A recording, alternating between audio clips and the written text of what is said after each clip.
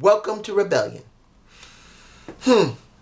This was, I gotta say this, I was very worried about this pay-per-view because of United We Stand. I believe that was the last pay-per-view.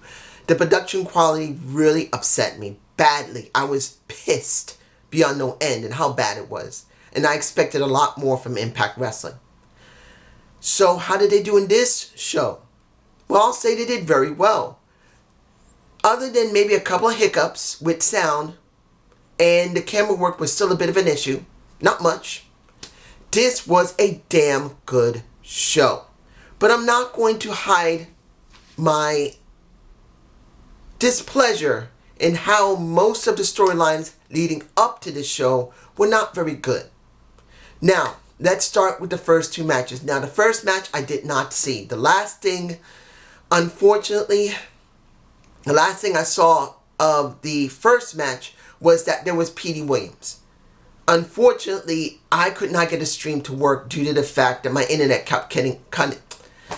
I don't know what it was about Optimum Online because it was cutting in and out for me in my area. It wasn't like I lost the internet, but it was like my modem kept flashing a bit. Now that's happened over the last couple of weeks, that I just lose the internet and then it will come back after a couple of minutes and then lose it again. So that was an issue. So the only thing I saw, and that was on Twitch. I actually went to Twitch to see if there was anything there. And Twitch only showed I got a picture of it. I was able to capture that. Of just a crowd. That's all I got. Now, once the internet started working properly and I found a stream that could work, I saw what was left of Scarlett Bordeaux versus Raju. Unfortunately, it's the last minute. I don't know how long it was going. I don't know if it was 5 or 10 or 5 or 8 minutes long. I just know that Scarlett Bordeaux is going up against men. And I've said this already. This isn't 100% a bad thing. It's different. We don't see this in WWE where women are going up against men of comparable size in a sense. So this is different. Her doing this is cool, but I got to admit, I would rather see her put someone over before doing this. She didn't really put anyone generally over. She wasn't someone's manager at first. And I'm not saying she can't wrestle. I'm just saying I would have liked her to use her charisma to help someone get over. But because they're doing it this way, it's not 100% bad. And I do enjoy that she's going up against men. She's not the best wrestler. She's getting her ass whooped.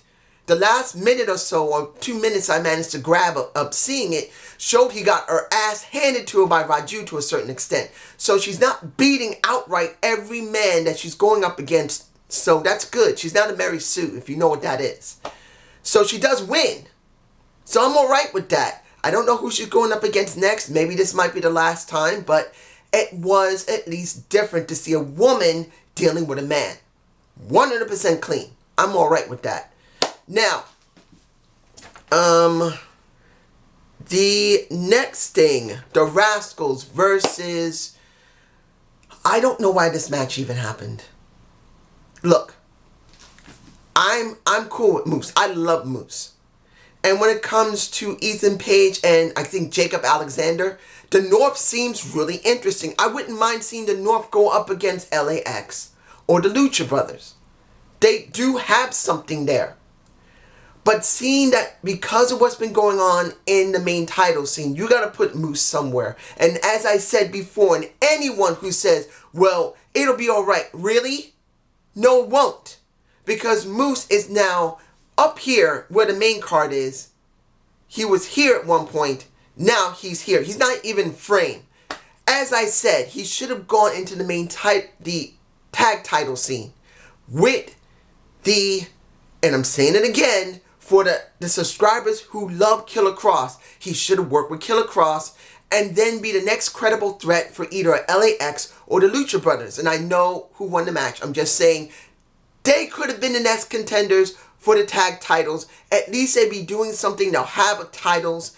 And after a couple of months, they could drop them, then go back to the main title scene. Now they're doing nothing. Nothing, as I said. Because when you see this match, it wasn't the fact the match quality was bad. It was a good 6-man tag. The Rascals, only one I care about is Dez. Because when it comes to the other two, they got ability, but they just don't have the charisma of Desmond Xavier. He just don't. I could see it. He just has it. And admittedly, I think Dez actually hurt himself at one point almost. He went and did, I can't remember which move it was, where I think he tried to do a forward flip or a back flip onto everyone, and he whacked his head on the ground hard. Even with those mats, that's concussion territory. So I'm hoping he's all right. But in the end, who wins? It's these three guys who they just got brought together instead of the Rascals, who they could be doing something with, but they're doing nothing with. You got three guys who are imitating New Day. And you're not booking them like New Day. You're booking like three stoners. This is what you get. And anybody who still says the Rascals are money, really, say this to my face. Say it in the comments that the Rascals are money. And tell me the reason why they didn't win this. Tell me, what did they gain? The Rascals are a joke. And it doesn't mean I don't like them. I'm just saying they're booked as a joke.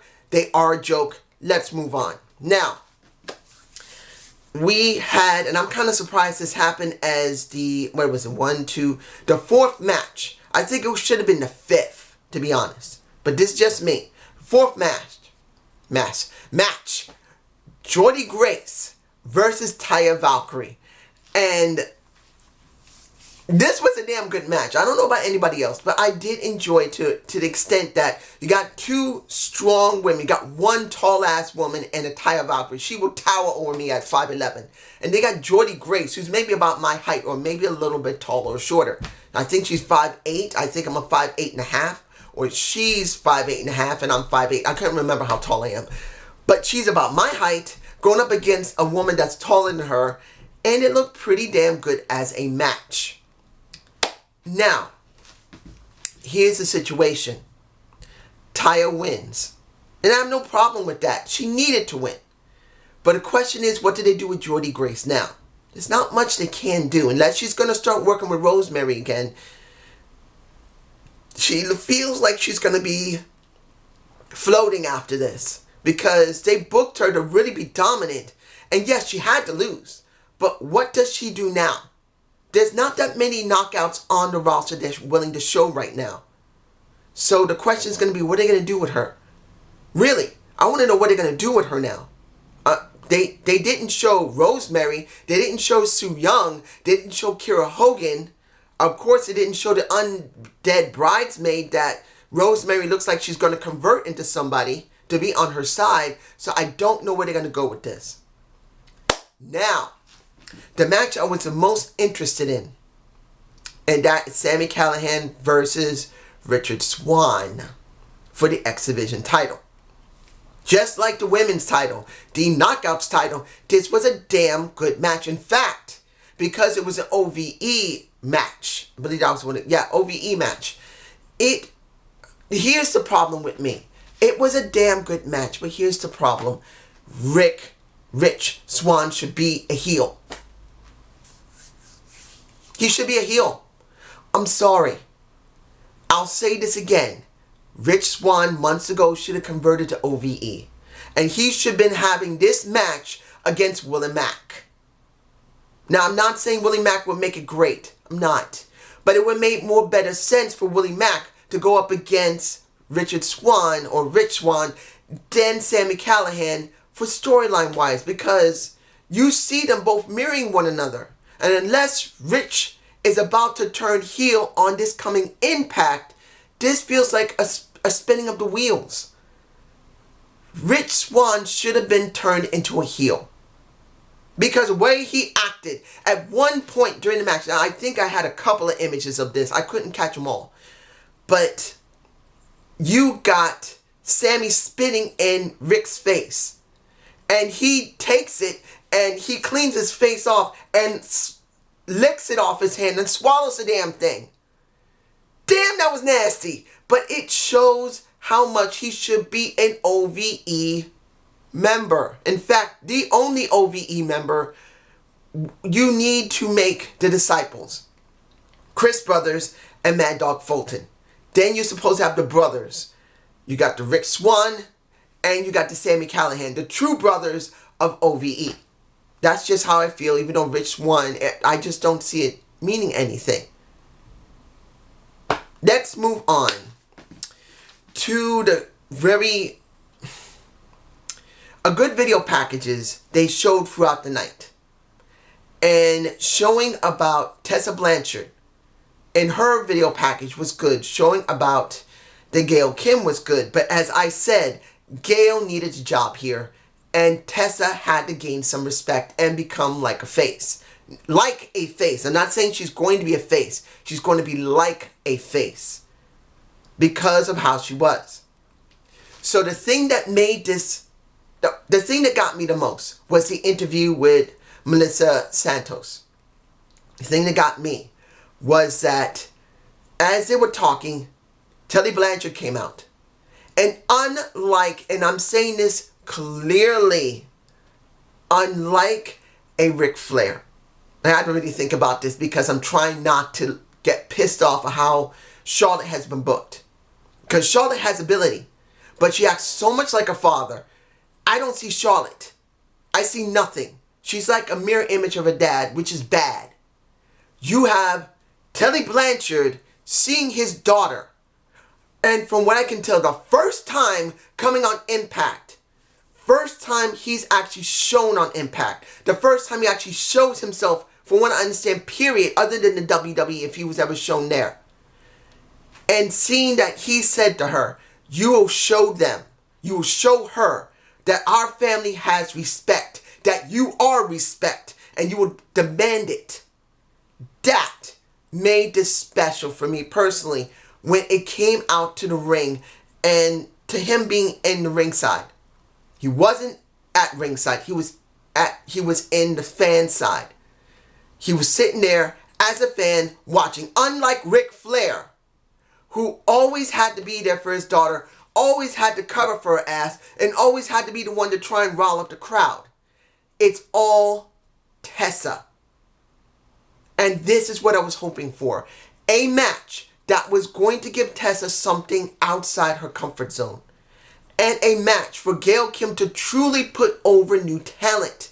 Because let's be honest here, I know a lot of people love Gail Kim. I still like her. I never loved her to the max like everyone else due to the fact of how overbooked she was. She legitimately buried new talent. The company buried the new talent for her. When she should be in a twilight of her career, helping others, there was maybe only one or two that she helped. And there was at least a dozen women that she could have done something for. She could have done something for Havoc. She could have done something for multiple women. She could have done something for Rebel. She could have done something for... Well, she did help Terrence Terrell.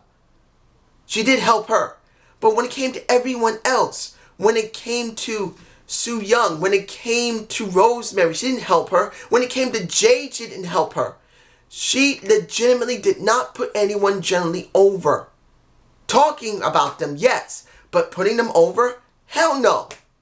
And when it really came down to it, she did the job well. If I had any extra images, it's been scrolling by me. In the end, this is what you get. When the match was over, and Tessa won, and she did win, she went to her dad and hugged the hell out of him. And she looked like she was legitimately crying. And I'm sure I'm not saying Tessa's a nasty girl in real life. I always said there was something about a character that was off. And I didn't know exactly what it was. And now I do. Experience. She needed more experience. That was the issue that I had. Now I believe that she's gained a good amount of experience, and that awkwardness for me personally is gone. I'm not a huge fan of Tessa. I do like her, and I do believe she's going to get much better with time. Way better than Charlotte. And that's sad to hear from Ric Flair's daughter, but way better than Charlotte. Particularly how this was booked, that you saw Telly give her a hug and said, get back into the ring and make this right. Goes into the ring, faces Gail, and shakes her hand. They hug. There you go. A possible semi-face turn, because I don't believe she's going to be still 100% a heel. I believe from this moment on, she's going to slowly transition to a face if they do this properly. they will slowly transition her into a badass face. And if she turns into a badass face, you can have someone to go up against Taya. I was about to say Tessa. Go up against Taya. But two, and this is the most important thing, it is not about her winning the title back as a face. This is about her learning how to be more than just a bad guy character. Sooner or later, any wrestler needs to be either or once. Once they need to know what it's like to be a bad guy. When it came to Steamboat, he was a bad guy once for a little while, and then he transitioned to a good guy and always stayed that way. John Cena, he was generic face. Then he became a really good heel. Then he went back to being a pretty much generic cocky face that not many people liked very much. But in the end, every wrestler must go through this at least once. And this is her moment to see if she can pull off being a face in some way. She could be a badass face like a Stone Cold Steve Austin. She can be a nice, sweet face like some people like, well, as a female, a comparison would be Ricky the Dragon Steamboat, a good guy face. You never know. My guess is she's going to be a badass face. One that doesn't like to follow the rules, but has a certain code that she'll follow. Like a Stone Cold Steve Austin. That I can accept. Now, we got, surprising, Johnny Evil versus Brian Cage with the Lance Storm at not ringside, but pretty much. He went outside the ring, he went inside the ring. He was the ref. He super kicked Johnny Bravo in the face. I don't have a picture of that, but if you've seen this pay-per-view, you will know that at one point Johnny Bravo gets his teeth kicked in by a Lance Storm. Unfortunately, I didn't get what I wanted. I wanted to see Lance Storm turn heel and then be on the side of Johnny Evil and Tessa. No, Tessa. Why am I saying Tessa? I guess because of both T's. Taya. It was a good thing to see. And let me back up a little bit. Was the match quality good? Yes, it was. At one point, you got Brian Cage getting busted open again. And that was surprising. It was busted open so quickly. I'm not surprised because I think he did get a tear behind his, left or right ear. He got a cut, a nasty one where he probably needed stitches. And he had to get bloody again. That was going to happen. But at one point, if you're keeping up with me, because there's a lot going on in my head, how to explain this match. At one point, you got a Spanish fly off the ramp. And Johnny Impact, I'm saying it just this once, had a bad impact because he landed bad on his head. I'm hoping he's okay. Honestly, he took a bad fall. A lot of people in this pay-per-view actually landed pretty badly. Injured themselves, I think, a little bit or a lot. But he took a bad fall. You can see where they were in the position. I think it's in my face. I think I'll put it there. But in the end, the match was good. But here's the thing. You got a New Japan Pro wrestler called Mike. I forgot his name. Ellerin? I can't pronounce the guy's name. But a guy named Michael from New Japan Pro Wrestling. I've never seen him because I don't see that product. Unless somebody wants me to start watching New Japan Pro Wrestling, tell me if you want me to at least take a look at it. I haven't seen it in like 4 years. 3 years. The last time I saw a New Japan Pro Wrestling match. So, he comes out. He stands in front of Brian, who's bloodied. Hits him. Knocks him to the ground. And pretty much holds the title over him like, well, I'm your new challenger, bitch. Deal with it. I'm alright with that. But, honestly, I'm going to say this. There was something missing in that match, even though it was good. And I finally realized it by the end of the match. And there was no Melissa Santos. Because if you saw, and you will probably see the interview between Melissa, Johnny Evil, and Taya, she felt annoyed. They were rubbing it in her face. And I think she should have been out there. I know she's not a wrestler. I know. But in this situation where everyone knows they're together, It would make some sense that she be involved in some way. I'm not saying it'll probably work at all. But in this situation, I think it would have been warranted for her to be there. Doesn't mean I would have liked it, but it would have made sense. Finally, LAX versus Lucha Brothers. A Full Metal Mayhem match. Oh my gosh. I think a few people got hurt legitimately in that match, particularly Phoenix. Phoenix, at the very opening of the match, when LAX tries to nail the Lucha Brothers get into the ring, and then they both do a helo outside the ring onto some tables. And I think Phoenix landed very badly because unlike Pentagon Jr., who only broke part of that table, Phoenix destroyed the table. I think legitimately hurt his left shoulder.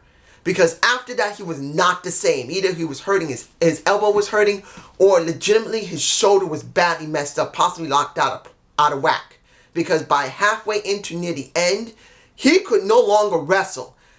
He legitimately was having major problems with his left shoulder. It reached a point where he had to do a spot where, I'm going to say this, Ortiz they set up a ladder. And Ortiz was going to do something to powerbomb, well, I'll put it like this. Pentagon Jr. was one who was doing heavy lifting, and they were going to powerbomb him into the table that's outside on the ramp. Not the one in the ring, but outside the ramp. And Phoenix manages to grab Ortiz, and I believe he does a Spanish fly, and his leg gets caught on the rope, and he lands in the point where his neck is totally jacked. You can see it in my face. He's at the bottom where his neck is jacked. I think it went straight into his chin was in his chest. And I'm hoping he didn't break his neck or hurt himself. In the end, you got Pentagon Jr. going for a table himself with tacks on it that he put himself. When it was all over, you got the guys in the ring, all four of them, the Lucha Brothers and LAX, pretty much being told by Konnan, we need to squash this end. So you ready to end this? And he says, let's cheer Lucha Brothers and LAX. And then I think it was Ortiz that said, Ortiz said, why it's got to be Lucha Brothers first? He said, this because I say so. And now they basically hug one another. Now, I don't know if this is over, but to be honest, even though that was a damn good match, I did not like the storyline because it should have been Konnan choosing months ago and then having this fight between the two because of Konnan. And then when it's all over, Konnan has to make it right by saying, I'm sorry to both teams and I love you both. And let's be a family again. That would have made more better sense than this. Because it felt weak that the Lucha Brothers just insult him. It didn't work for me. But I'm not taking anything away from the match. And by the end of the match and over with that part, everyone in the back came out to cheer for what had happened. Was this a good show? And I think I just answered myself. Yes, it was a good show.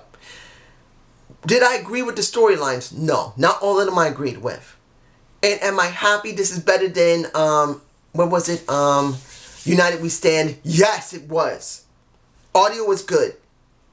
Camera work sometimes a little bit botched because it was a little narrow, but it worked.